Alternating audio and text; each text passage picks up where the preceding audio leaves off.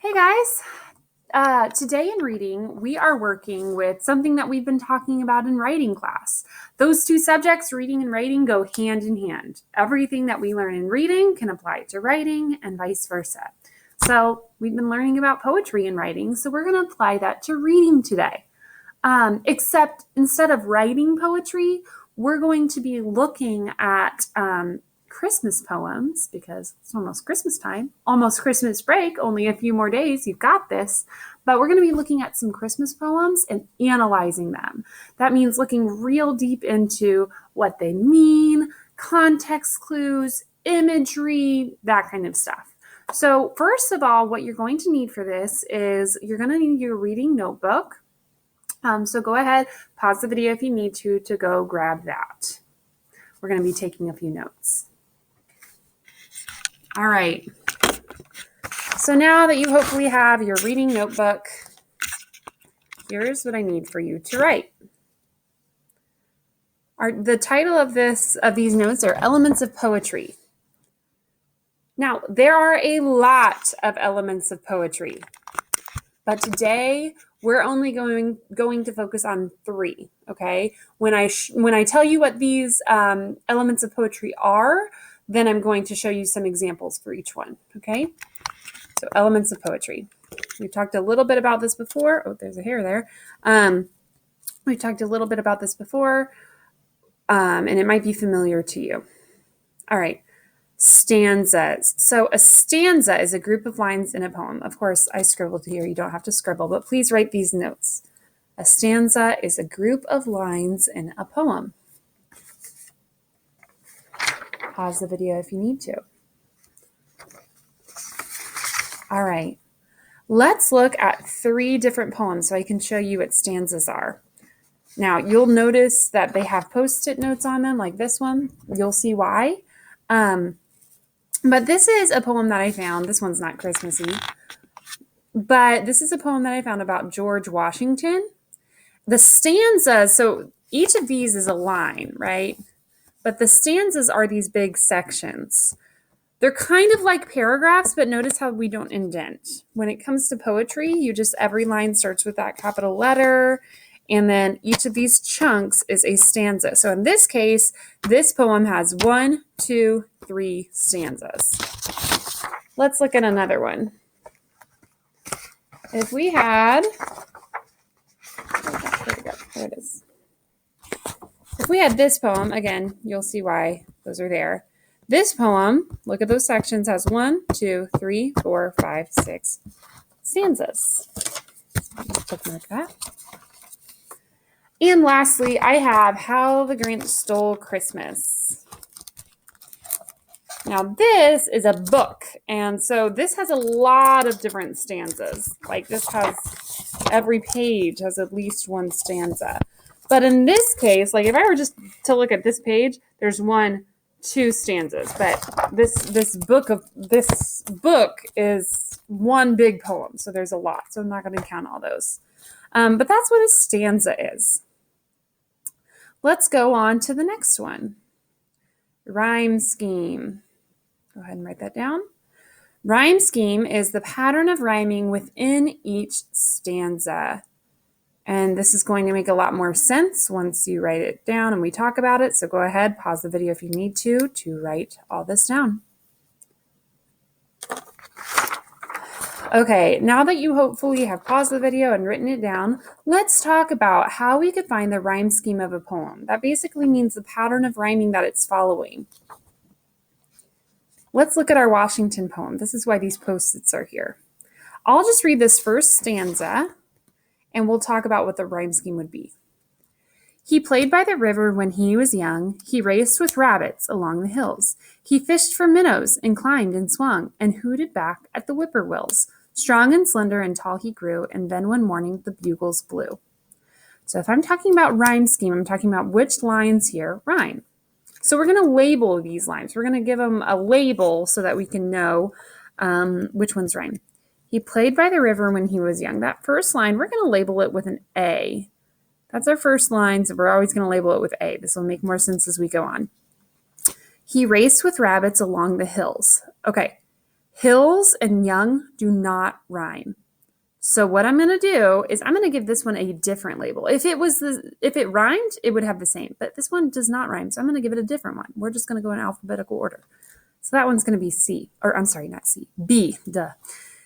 He fished for minnows and climbed and swung. Okay, let's see. Does this rhyme with any of them? Yes, it rhymes with young here. So this one and this one are going to be labeled A. And hooted back at the whippoorwills. Wills and hills rhymes. So this one is going to have the label. It's going to have the same label as that one, so it's going to be B. Strong and slender and tall he grew. Wills, swung, hills, young. That doesn't rhyme with any of them. So we're going to give this one a different label, C. And then one morning the bugles blew. These two rhyme. They're going to have the same label. So this is the rhyme scheme of this first stanza. And for the most part, when you have poetry, they're going to keep the same rhyme scheme the whole time. So if I went to this stanza, it's going to be A, B, C, C, A, B, C, C. It, for the most part, keeps the same rhyme scheme. So in this case, the rhyme scheme is A, B, C, C. And the reason why that looks really long is because in this poem, each stanza has 6 different lines in it. That's why this is 6 different letters. Let's look at another one. I have this poem right here, and I'm just going to go to each stanza and I'm going to find the rhyme scheme. 2 baby snail kites sitting in their nest, hungry and endangered, hoping for the best. Okay, I'm always going to give my first one a label of A. Sitting in their nest. Nest and kites doesn't rhyme, so I'm going to give that one a different label. Hungry and endangered. This doesn't rhyme with any of those. I'm going to give it a different label. Right now we have ABC, hoping for the best. Best and nest rhyme. So the rhyme scheme of this is A, B, C, B. Let's check. Yeah, that's going to be A. That doesn't rhyme, so that's going to be B. This doesn't rhyme with anything, so that's going to be C. And those two rhyme. So the rhyme scheme of this poem is A, B, C, B. One more. Let's look at How the Grinch Stole Christmas. Now, this is one of those poems that it does not stay consistent the whole time. Like this stanza has 6 lines, this stanza has 4 lines, but you won't normally see that with just regular poems. So for this one, but you know that old Grinch was so smart and so slick, he thought up a lie and he thought it up quick. Why, my sweet little tot, the fake Santa Claus lied. There's a light on the tree that won't light on one side. So I'm taking it home to my workshop, my dear. I'll fix it up there, then I'll bring it back here. So slick is our first one, so we're going to give it A. Slick and quick rhyme, so it's going to be A. Those go together. Lied and side rhyme, so it's going to be B. And then dear and here rhyme, so that's going to be C. Notice how these don't rhyme with any of these. So that's why I gave it a different letter. So the rhyme scheme of this is A, B, C, C. All right, so let's go on to our last element of poetry that we're talking about today. Does not mean it's the only other one, but it's just the last one we're talking about today. Rhythm. Rhythm is the beat of a poem. So poetry that rhymes is going to have a rhythm, and for the most part, you don't even really realize that you do it. It just kind of happens. When you read poetry, you automatically kind of give it a beat. So let me show you. With this Washington poem, you can kind of like clap, like it has a beat to it that you can kind of clap to, just like when you go to like, I don't know, when you're listening to music, you might clap to it or you might snap to it. You're doing that to the beat, right? You're not just like randomly snapping. It's kind of the same as poetry. So if I were to read this poem, this is the rhythm it would have. He played by the river when he was young. He raced with rabbits along the hills. He fished for minnows and climbed and swung and hooted back at the whippoorwills. Strong and slender and tall he grew, and then one morning the bugles blew. So poetry that rhymes for the most part has a sort of rhythm to it. All right, so those are the elements of poetry that we're talking about today. But we're also kind of bringing in different things that we've already talked about. For example, we've talked about context clues before in class. We talk about that all the time. We talk about that when we're in small groups. When you come to a word that you don't know in a book club book, we'll say, okay, look at the context clues and see if you can figure out what that means. It's the same with poetry, except you really, really need to use it for poetry because, like, for example, whippoorwills, I don't use whippoorwills in everyday life. When you have old poetry, you kind of have to, a lot of poetry is old. So you have to kind of guess by looking at the words around it what that could mean. So, like, let's say I had this poem and I came to the word, a word that I don't know is whippoorwills. And I had to guess, what the heck is that? Now I'm going to look around it. It's talking about him playing by the river. He's racing with rabbits. He's fishing with minnows. He hooted back at the whippoorwills. Hooted back. And look, he's talking about animals in all of these. This must be some sort of animal. I'm wondering if it's some sort of bird that he hooted back to. Another example would be this poetry right here. Now, this might look familiar to you, and that's because it's from a song, a Christmas song. Because songs are poetry. They're stanzas with good word choice and similes and metaphors, and they have rhyme schemes. This is an example of a part of a song that we're going to use as poetry because that's what it is. It's from O Holy Night. A thrill of hope, the weary world rejoices, for yonder breaks a new and glorious morn. Fall on your knees, O hear the angels' voices, O night divine, O night when Christ was born. So, I don't know what yonder means. I don't know what morn means. Now, if I look here, this stanza is talking about the night when Christ was born. So, and then it talks about morn. I would think that would mean morning, but it's talking about the night over here. So what this means is what this must mean is if it's saying for yonder breaks a new and glorious morn, that must mean that the next day is going to be a glorious morning, even though right now it's night. So you kind of need to use context clues for that. Okay, and one more thing that we're going to talk about today is, we've talked about figurative language in writing a lot. Well, poetry is where you're going to find the most figurative language. If you look at any song, I guarantee you they have similes and metaphors. Any type of figurative language that you can find. But today we're going to look at this poem, the O Holy Night poem, and I'm going to show you how poetry helps us to make a very vivid image in our head. Now, anytime you're reading any book, any chapter book, any story book, there should be a movie going on in your head. And we've talked about that before. We've talked about imagery, but poems have the most. Poems are known to be written in a way that really, really expands on giving you the best visual that you can have in your brain. So let's look at this one and I will show you how, what this looks like in my brain. So this was the stanza of poetry that we're looking at. And I wanted to show what was going on in my brain. So this is the picture that I made. Don't make fun of me. I know it's bad. Okay, so here's my beautiful, lovely picture. Now, when you're making a picture in your head of a scene, you can't just be making up whatever scene that you want.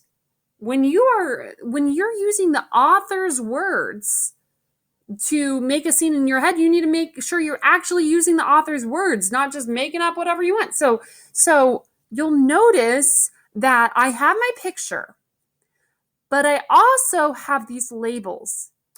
And these labels are not just things that I'm thinking in my head. These labels are literally words from here.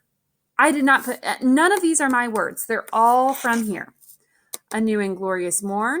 So I put like a beautiful sun. Hear the angels' voices. So I put angels singing, put little music notes there.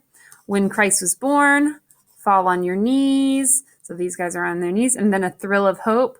I have him smiling. So I labeled this with the author's words, not mine. Which gets me to what your assignment is going to be. So you have 2 assignments for reading today. One of them is a Google form, and on that Google form, it is just going to be asking you things about context clues and figurative language in the poem that we're going to be working with, and how many stanzas the poem that you're going to be working with has. So that's your first assignment, is to do the Google Doc. And the second assignment is the imagery assignment. And you might, have seen that original assignment and asked, what does that even mean? Well, that's what I'm here for. I'm going to show you what I want for you to do. Essentially, you're going to do something like this. You're going to make a pretty little picture, but not just any picture. You're going to make it about the poem that we're going to be analyzing today. So the poem that you're going to be analyzing today for your Google form and for your imagery assignment is A Visit from St. Nicholas. Now, another way to say a visit from, or another name for this is 'Twas the Night Before Christmas. And I bet that most of you, if not all of you, have heard the poem 'Twas the Night Before Christmas. Well, the original name of it is A Visit from St. Nicholas. So, first of all, I'm going to read this poem, and then I'll show you what I want for you to do.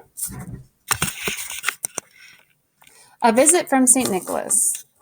'Twas the night before Christmas, when all through the house not a creature was stirring, not even a mouse. The stockings were hung by the chimney with care, in hopes that St. Nicholas soon would be there. The children were nestled all snug in their beds, while visions of sugar plums danced in their heads. And Mamma in her kerchief and I in my cap had just settled our brains for a long winter's nap. When out on the lawn there arose such a clatter, I sprang from the bed to see what was the matter. Away to the window I flew like a flash, tore open the shutters, and threw up the sash. The moon on the breast of the new-fallen snow gave a lustre of midday to objects below. When what did my wondering eyes did appear but a miniature sleigh and 8 tiny reindeer? With a little old driver so lively and quick, I knew in a moment he must be St. Nick. More rapid than eagles his coursers they came, and he whistled and shouted and called them by name. Now Dasher, now Dancer, now Prancer and Vixen, on Comet, on Cupid, on Donner and Blitzen, to the top of the porch, to the top of the wall, now dash away, dash away, dash away all! As leaves that before the wild hurricane flew, when they meet with an obstacle, mount to this, oh my gosh, I messed that up. As leaves that before the wild hurricane fly, when they meet with an obstacle, mount to the sky. So up to the housetop the coursers they flew, with a sleigh full of toys and St. Nicholas too. And then in a twinkling I heard on the roof the prancing and pawing of each little hoof. As I drew in my head and was turning around, down the chimney St. Nicholas came with a bound. He was dressed all in fur from his head to his foot, and his clothes were all tarnished with ashes and soot. A bundle of toys he had flung on his back, and he looked like a peddler just opening his pack. His eyes, how they twinkled, his dimples, how merry, his cheeks were like roses, his nose like a cherry, his droll little mouth was drawn up like a bow, and the beard on his chin was as white as the snow.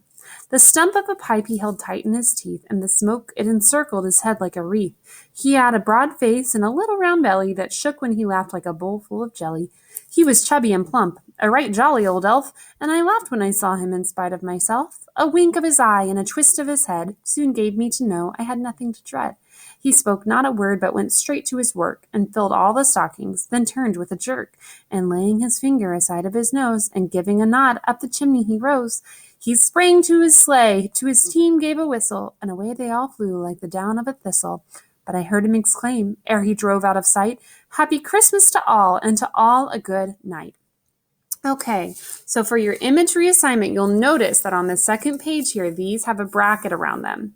What you're going to do is you're going to make one picture, not 4 different pictures, one. And you're going to basically do what I did here. You're going to make a picture and then label it with as many different things from this poem, author's words. Remember, we label with the author's words. And you're going to make a picture that puts all this imagery, all this visualization into it. Okay. So that is your imagery assignment. One picture that kind of combines all these, because this is all describing Santa, right? So you need to make sure that you have this all there. Now be careful. It says his droll little mouth was drawn up like a bow. Do not draw a bow for his mouth. This is a simile, okay? So think about what this would mean. And same as this, as white as the snow. What would this look like if you were putting a mouth drawn up like a bow and the beard on his chin was as white as the snow? So I want for you to make sure that for your imagery assignment, you are using colors. You guys have your art supplies with you if you need it.